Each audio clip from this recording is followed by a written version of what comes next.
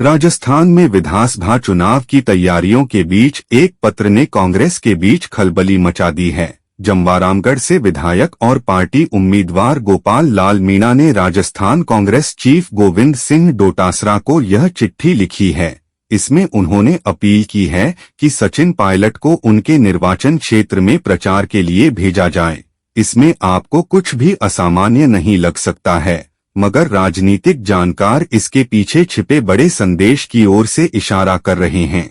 राजस्थान कांग्रेस के भीतर से ही पायलट को चुनावी कैंपेन के दौरान अधिक सक्रिय किए जाने की मांग उठी है। इसके बावजूद कि राज्य में इस बार भी यह इलेक्शन मुख्यमंत्री अशोक गहलोत पर केंद्रित दिख रहा है।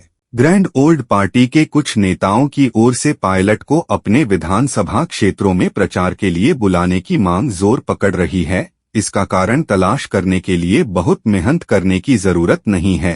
दरअसल राजस्थान में इस बार के विधानसभा चुनाव के दौरान एक नारा बड़ा मशहूर हो रहा है, जो है गहलोत तुमसे बैर नहीं, विधायक तुम्हारी खैर नहीं। दूसरी ओर गहलोत आक्रामक चुनावी अभियान करते दिख रहे हैं। गृह लक्ष्मी जैसी कई कांग्रेसी योजनाओं पर उनका फोकस है। इन सब के बीच कुछ ऐसी परिस्थितियां भी बन रही हैं जो गहलोत के लिए मुश्किलें खड़ी कर सकती हैं। इनमें कुछ मौजूदा विधायकों और मंत्रियों के खिलाफ जनता का गुस्सा और सत्ता विरोधी लहर को लेकर सबसे अधिक बात हो रही है। गहलोत और पायलट के एक साथ रोड शो की मांग न्यूज 18 की रिपोर्ट के मुताबिक गोपाल मीणा जिस सोच को आगे ला रहे हैं वो यह है कि अगर पायलट को प्रचार में आगे करते हैं तो कुछ क्षेत्रों में सत्ता विरोधी लहर को कम किया जा सकता है। इसके साथ ही मांग यह भी उठाई जा रही है कि गहलोत और पायलट को एक साथ प्रचार या रोड शो में लाया जाए।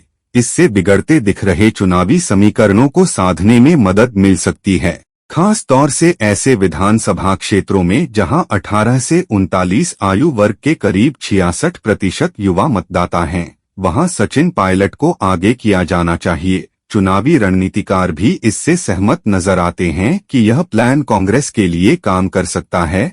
अशोक गहलोत का एक मजबूत पक्ष यह भी बताया जाता है कि उनके अभियान से महिला मतदाता प्रभावित होती हैं। कर्नाटक जैसा हाल क्या निकलेगा हल? इस तरह अगर गहलोत और पायलट एक साथ चुनावी कैंपेन के लिए आगे आते हैं तो पार्टी को इसका लाभ मिल सकता है। राज्य में कांग्रेस की सत्ता को कड़ी चुनौती दे रही भाजपा के उन आरोपों का भी करारा जवाब मिलेगा कि कांग्रेस तो गहलोत पायलट की प्रतिद्वंद्विता में ही उलझी हुई है। अब तक इन दोनों ने इस बार एक बार ही मंच साझा किया है, वह भी तब जब गांधी परिवार आया हुआ था। जैसे कि प्रियंका वाड्रा का दौसा दौरा। कर्नाटक विधानसभा चुनाव के दौरान कांग्रेस के भीतर कुछ इसी तरह की स्थिति बनी थी।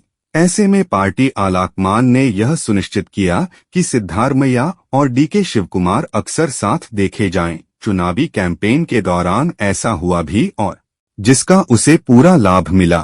यहाँ यह सवाल तो जरूर उठ रहा है कि क्या गहलोत और पायलट इसके लिए तैयार होंगे या फिर दोनों नेताओं के समर्थक एक दूसरे को आगे लाने पर ही जोर देते रहेंगे।